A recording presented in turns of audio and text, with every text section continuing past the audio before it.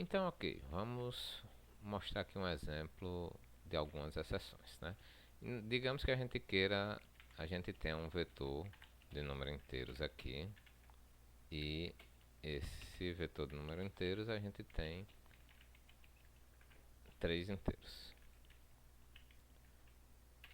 E a gente queira pegar, ler do usuário qual é o índice do vetor, o índice do elemento que a gente quer obter e exibir, certo? Então eu vou colocar aqui o inteiro índice str para dizer que é string e vou ler através do meu JOptionPane. Então joptionPane.show input dialog, certo? E aqui eu vou dizer digite o índice do vetor para exibir o elemento. Ok, então fiz isso. Vou converter esse meu, aqui no caso é string, né? String índice str. Vou pegar esse meu índice str, vou colocar índice, vou criar um outro string índice str sem espaço, vai receber índice str.trim para remover os espaços em branco. Depois vou converter isso para inteiro. Então int índice do vetor, vou até declarar ele aqui em cima, para não int índice vetor vai receber menos um. Então inicialmente eu vou criar aqui um índice do vetor tamanho menos um e aí eu vou colocar aqui índice do vetor vai receber a conversão para inteiro disso aqui, ou seja, integer.parseInt, e aí vou botar o índice sem espaço. E no final eu vou exibir, né? JOptionPane.show message dialog, e aí eu vou colocar aqui dizendo o elemento índice, e aí vou colocar índice vetor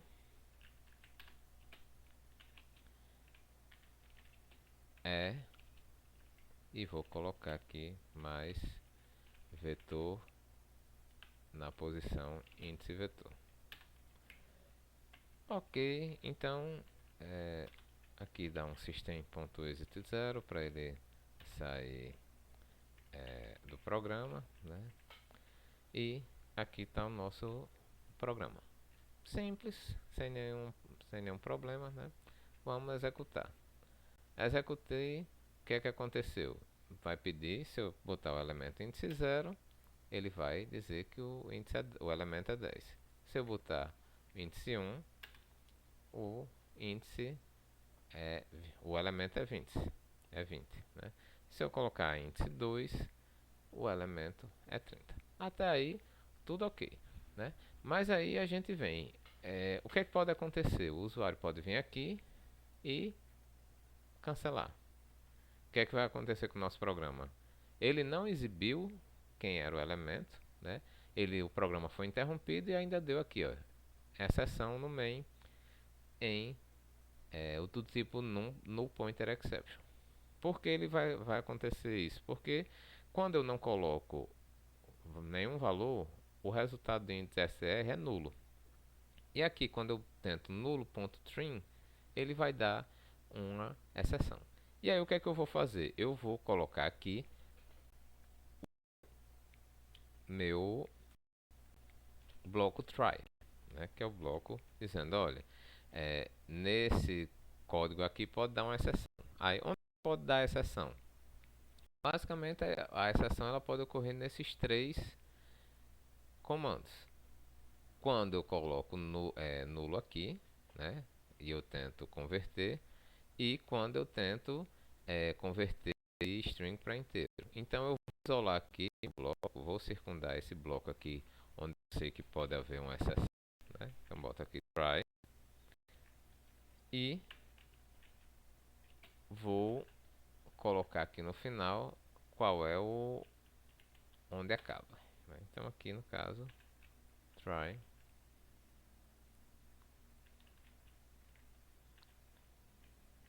e tá aqui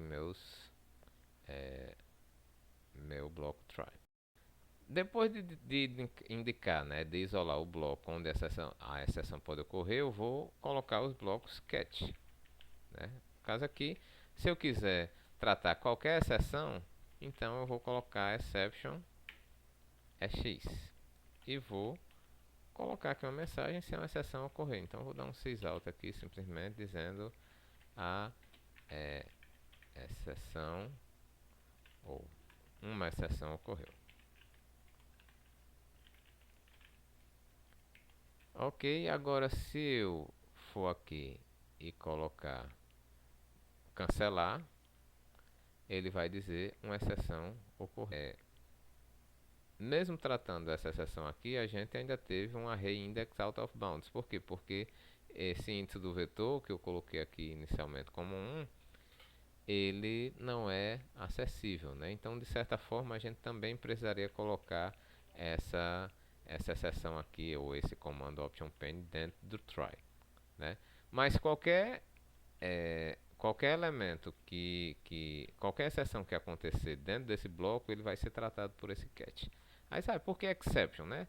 Porque exception, ela é uma superclasse de todas as exceções.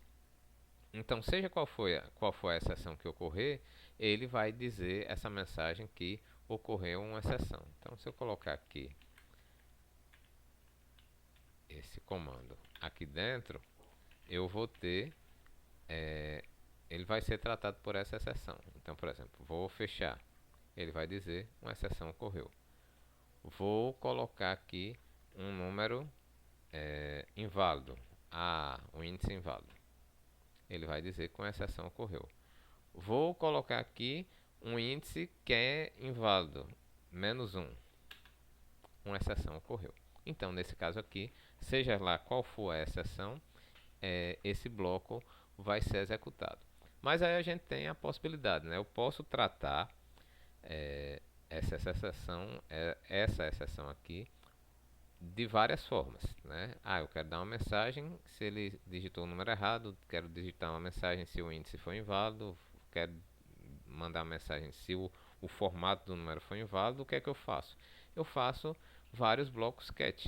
Então, ao invés de ter só um bloco catch exception, eu vou colocar aqui no catch null pointer exception.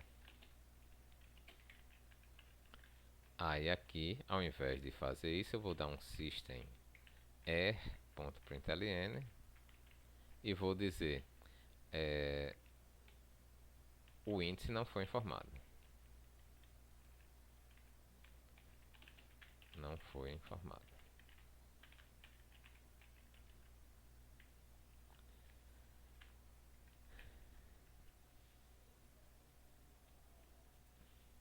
E aí, quando eu executar esse código aqui, cancelar, ele vai dizer o índice não foi informado, certo? Agora, se eu só estou tratando no pointer exception, se eu botar um índice inválido aqui,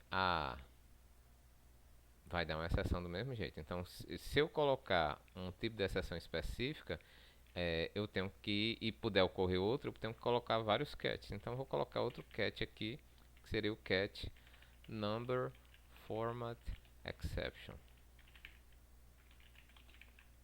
Normalmente a gente coloca as iniciais da exceção que pode ocorrer como sendo o nome do parâmetro, certo? Só para manter um certo padrão aqui, né? Aqui nesse caso o índice não é um número válido. Então, quando eu executar aqui, cancelar, aí vai dizer o índice não foi informado. Se eu executar de novo, colocar um índice que não é um número válido, ele vai dizer o índice não é um número válido, certo? E da mesma forma, aqui eu vou colocar o índice -1. O que é que vai acontecer? Exceção, né? Porque eu não tratei esse aqui. Então, eu posso colocar outro catch aqui, catch array index out of bounds exception. aqui a gente tem, aí eu vou dar um system.ln e dizer o índice não é válido. Ou a gente pode ser, o índice deve ser entre 0 e o tamanho do vetor. No caso aqui eu vou botar vetor.length. Quando eu executar e colocar um índice aqui -1, o índice deve ser entre 0 e 3. Então aqui a gente tratou essas três exceções aqui, né? E se a gente quiser colocar assim, a gente quiser exibir de toda forma, né? Por exemplo, aqui eu estou colocando estou exibindo o vetor aqui. E se eu quiser mandar uma mensagem ou fazer qualquer coisa, independente se acontecer ou um erro ou não, aí eu vou colocar no bloco finally, né? Vamos dizer que aqui no bloco finally eu vou dar uma mensagem aqui, fim de programa, show message dialog, e aí vou colocar aqui fim do programa, certo? O que é que vai acontecer aqui? Vou executar, botei um índice certo, por exemplo, o índice 0, ele vai mostrar o elemento 10 e fim do programa. Se eu executar e cancelar, ele vai dizer fim do programa. Obviamente ele vai mostrar aqui na saída de erro que o elemento não foi informado.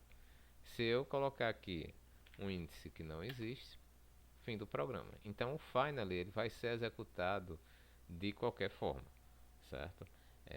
Independente se acontecer uma exceção ou não, né? E aí é aquela questão, para que serve o finally? Para executar alguma coisa que tem que ser executada independente se acontecer um erro ou não acontecer um erro, né? Digamos que aqui eu não trate o array index out of bounds exception, né? Ou seja, eu não estou tratando esse erro. O que é que acontece? Coloquei lá o índice -1. Ele deu fim do programa, certo? Mas ele continuou dando o array index out of bounds exception porque eu coloquei um índice -1. Então o finally ele vai ser executado, seja se o programa não der erro, seja se der uma exceção e essa exceção ela for tratada, seja se der uma exceção e essa exceção ela não for tratada, certo? Então aqui é o uso do try catch. A outra forma da gente dizer que uma exceção pode ocorrer é através do throws, né? O throws, nesse caso, ele é declarado no método e ele vai dizer para alguém, olha, uma exceção ela pode ocorrer, certo? Então digamos que eu pegue esses meus comandos aqui de ler o número e vou colocar aqui numa função, tá? Public static int ler índice vetor e aqui eu dou um return índice vetor, certo? Aí digamos que eu sei que essa exceção aqui ela pode ocorrer, né? Mas eu não quero tratar, eu acho que não é minha obrigação tratar. Eu posso chegar aqui no final e dizer, olha, esse método ele pode gerar um null pointer exception e pode gerar um number format exception, mas não sou eu que vou tratar. Quem vai tratar é quem for usar esse meu método. Então aqui, nesse caso, se eu botar aqui índice vetor, vai receber o resultado da chamada da função ler índice vetor, né? Então nesse caso aqui é obrigação ou é dever, é responsabilidade de quem for usar esse meu método tratar essas exceções, né? E se eu não tratar aqui, eu não vou tratar nem number format nem no pointer exception, né? O que é que acontece? Nada.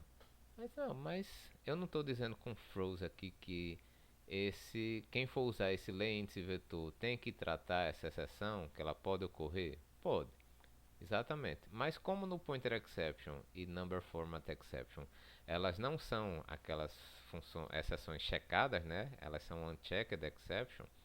Eu não tenho a obrigação de tratar, certo? Eu só estou avisando, olha, essa minha função ela pode gerar essa exceção, né? E aí, se eu quiser tratar, eu trato ou não. Agora, se fosse uma checked exception, por exemplo, vou botar aqui IO exception. Aí, aqui já dá um erro dizendo, ó, o método tem uma exceção faltando, né? Então, a gente